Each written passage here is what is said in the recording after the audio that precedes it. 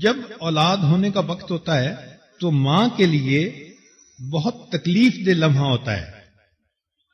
جیسے be be مریم نے کہا تھا یا لیتنی مت قبل ھذا وکنت نسیا منسیا، اے کاش میں اس سے پہلے مر گئی ہوتی.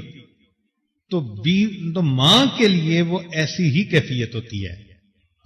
تو علماء نے لکھا کہ جب کسی عورت کو لیبر پینز ہوں، بچے کی ڈلیوری کا وقت قریب ہو، تو اس وقت میں اس کو ایک تو کلمہ پڑھنا چاہیے اور دوسرا یہ دعا مانگنی چاہیے یا اللہ میرے لیے آسانی فرما. یہ ایسی مجرب دعا ہے کہ جو بچی اس وقت میں یہ دعا پڑھتی ہے اللہ کی مدد اترتی ہے، اللہ تعالی آسان فرما دیتے ہیں. اب جب بچے کی ولادت ہوئی تو سب سے پہلی چیز ہے بشارت، خوشخبری. چنانچہ یہ بشارت دینا اللہ رب العزت کا خلق ہے، آپ کا عمل ہے.